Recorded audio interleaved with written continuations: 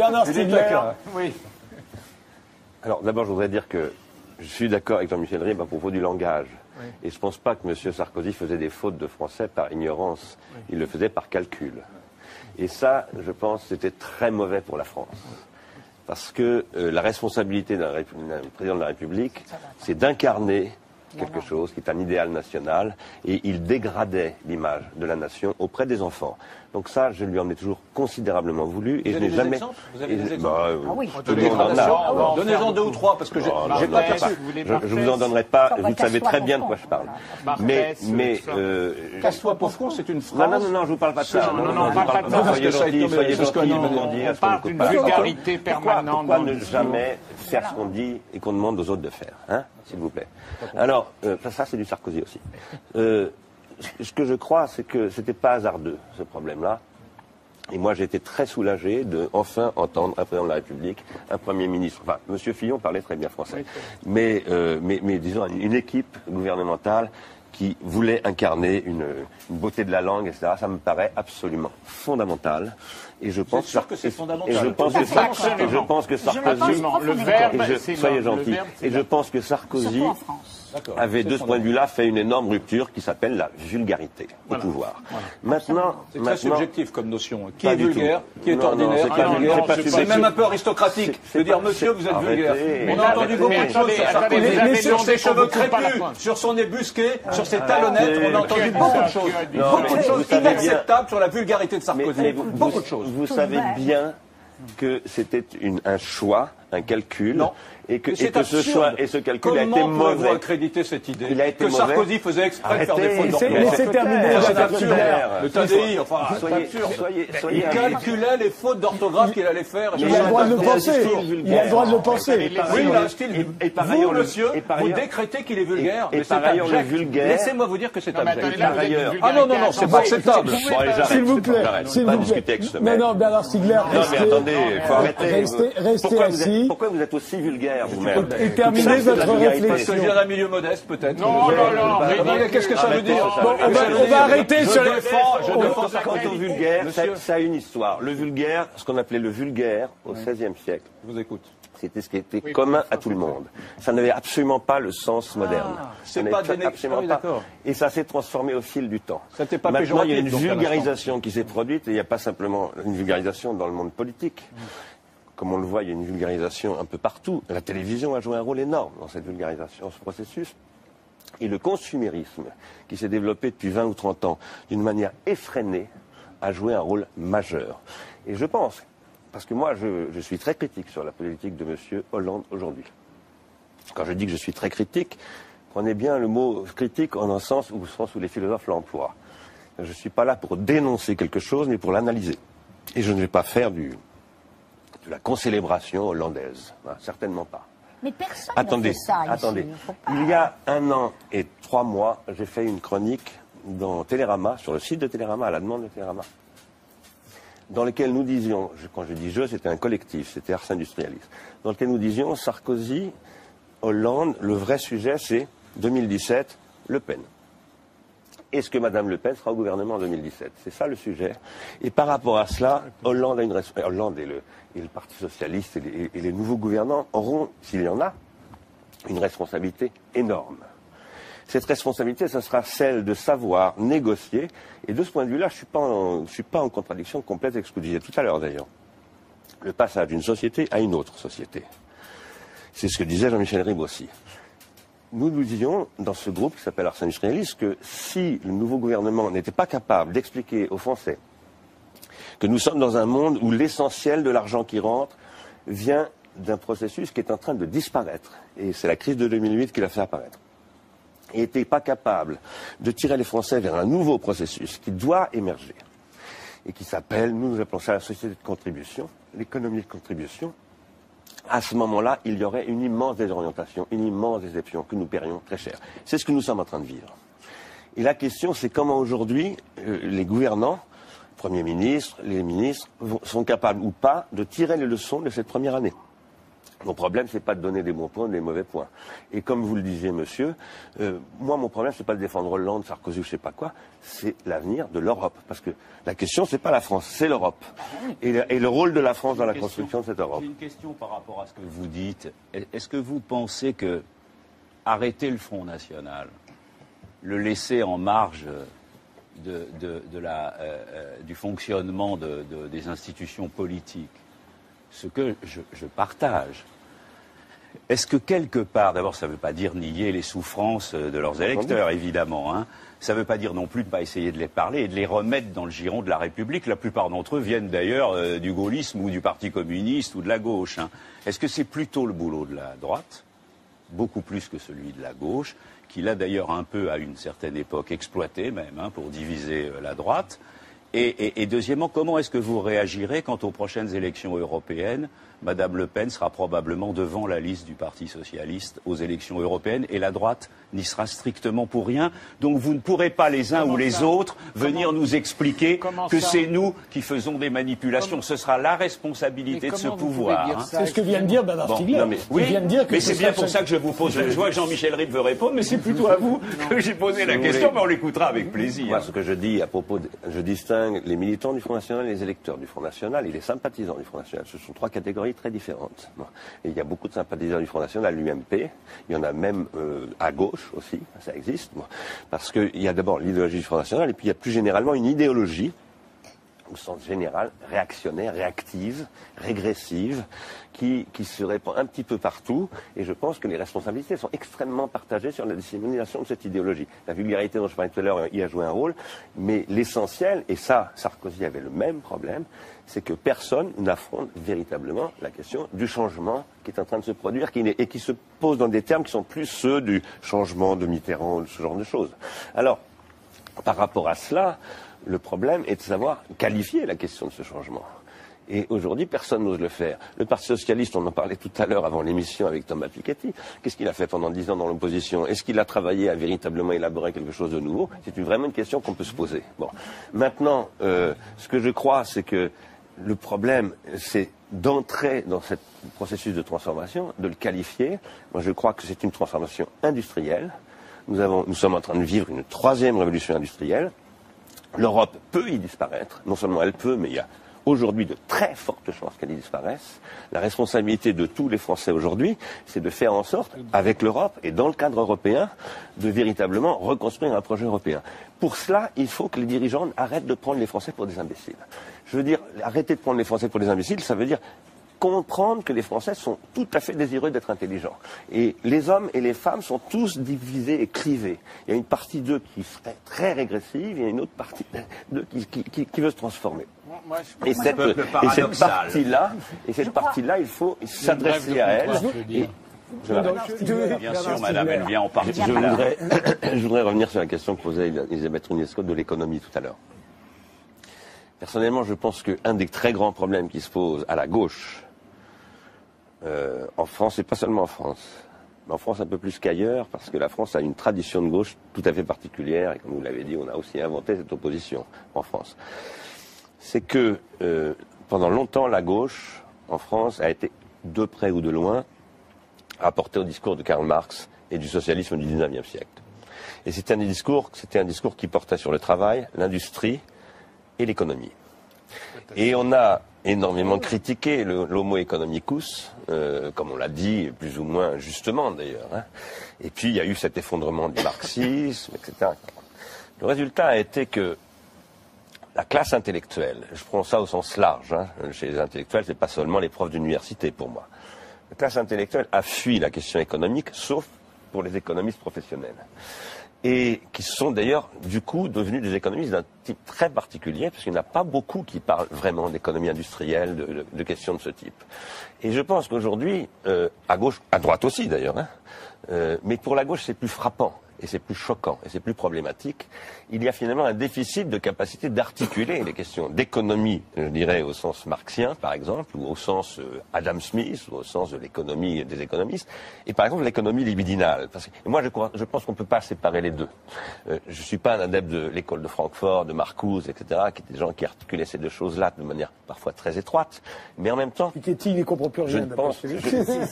Je pense qu'on ne peut pas séparer ces deux choses-là. C'est-à-dire que je veux dire par là que la société est évidemment économique.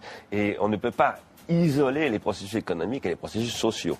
Par exemple, en 2008, qu'est-ce qui s'est effondré? Un modèle consumériste qui était né exactement 100 ans plus tôt, qui avait dérivé avec la révolution conservatrice vers un modèle ultra spéculatif et financiarisé, qui était devenu totalement déraisonnable, qui a fait qu'à partir du début des années 80, toute la socialisation des produits nouveaux, de l'innovation, etc., s'est faite à travers exclusivement le marketing, sans plus aucune régulation par la puissance publique, pas forcément par l'État, et ça a conduit à détruire des structures sociales très en profondeur. C'est ce qui a conduit à ce que j'ai appelé, moi, le passage de la destruction créatrice au sens de Joseph Schumpeter à ce que j'appelle la destruction destructrice. Et aujourd'hui, les gens, y compris les électeurs du Front National, ont l'impression que tout ça les détruit.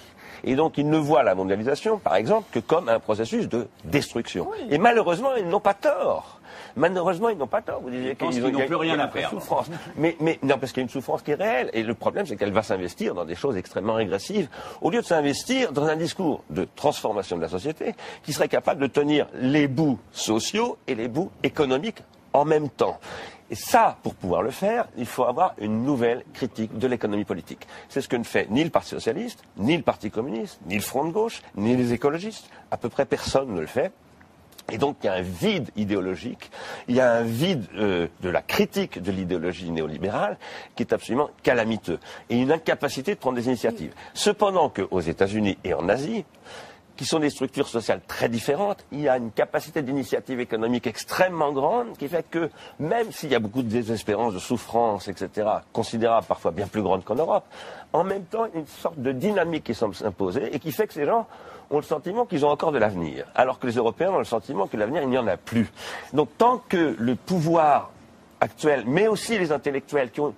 Moi, je ne suis pas là pour dénoncer, accabler des gens. Mais par contre, je pense qu'il faut que chacun prenne ses responsabilités.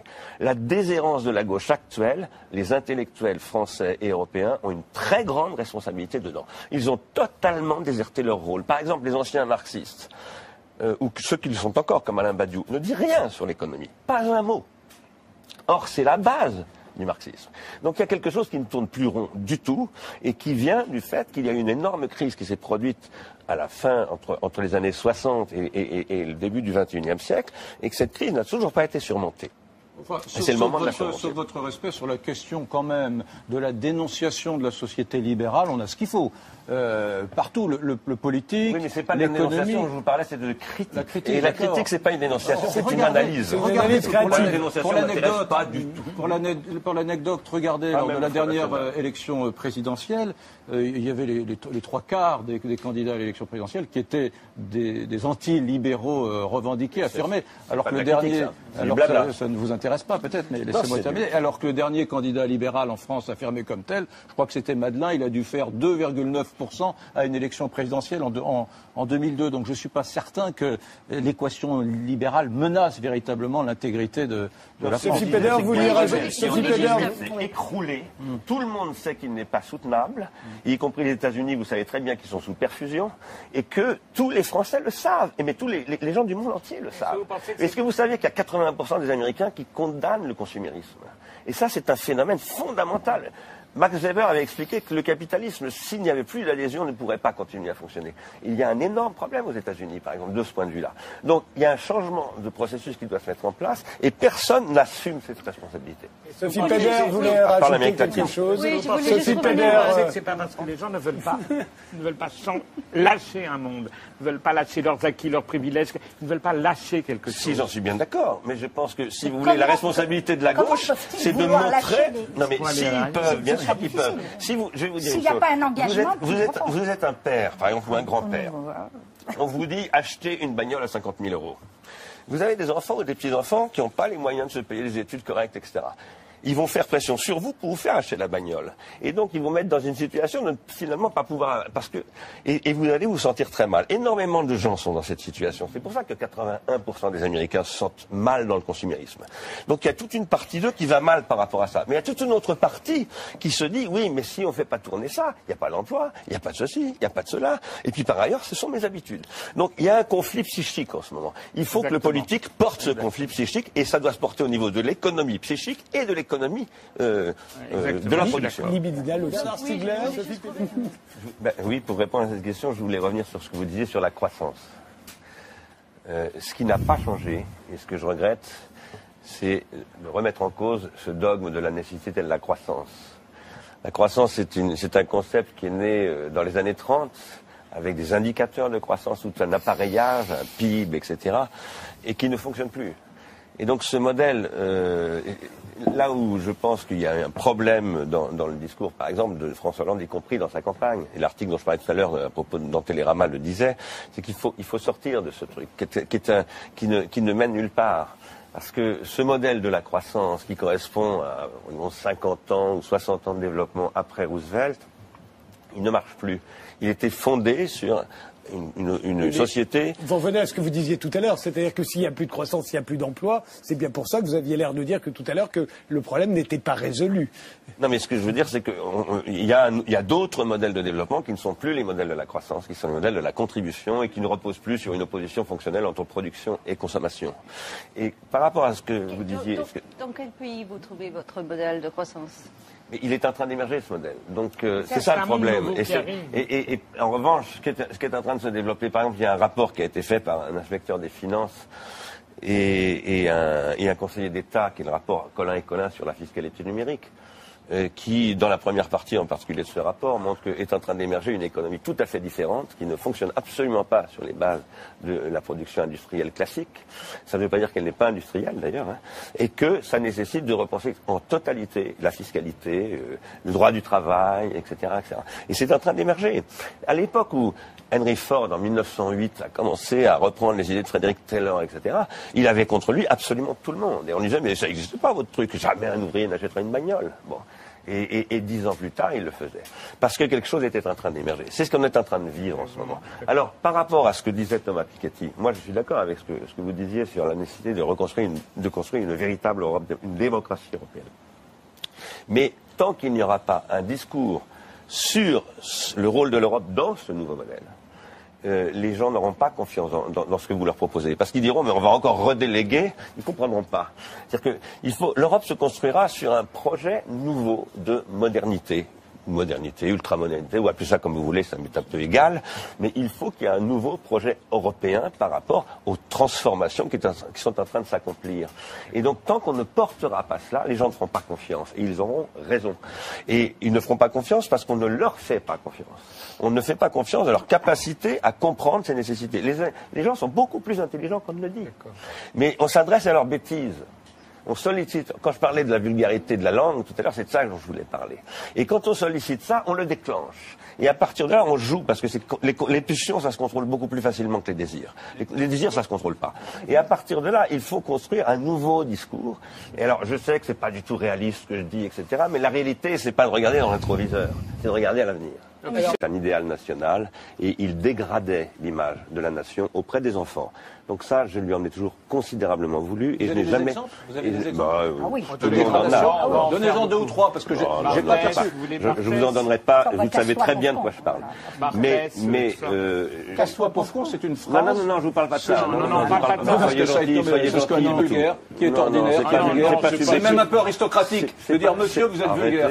On a entendu beaucoup de choses sur ses cheveux crépus, sur son nez busqué, sur ses talonnettes. On a entendu beaucoup de choses. Beaucoup de choses inacceptables sur la vulgarité de Sarkozy. Beaucoup de choses. Vous savez bien que c'était un choix, un calcul, équipe gouvernementale qui voulait incarner une beauté de la langue, etc. Ça me paraît absolument fondamental. Et je pense que c'est fondamental. Et je pense que Sarkozy, soyez gentil. Et je pense que Sarkozy avait, de ce point de vue-là, fait une énorme rupture qui s'appelle la vulgarité au pouvoir. Maintenant, c'est très subjectif comme notion. Bernard Stiegler. Oui. Alors, d'abord, je voudrais dire que Je suis d'accord avec Jean-Michel Ribes à propos du langage. Oui. Et je ne pense pas que M. Sarkozy faisait des fautes de français par ignorance. Oui. Il le faisait par calcul. Et ça, je pense, c'était très mauvais pour la France. Parce que la responsabilité d'un président de la République, c'est d'incarner quelque chose qui tout dit à ce qu'on d'une vulgarité permanente. Pourquoi ne jamais faire ce qu'on dit et qu'on demande aux autres de faire, hein, s'il vous plaît. Alors, ça c'est du Sarkozy aussi. Ce que je crois, c'est que c'était pas hasardeux, ce problème-là. Et moi, j'ai été très soulagé de enfin entendre un président de la République, un Premier ministre. Enfin, M. Fillon parlait très bien français. Mais disons, une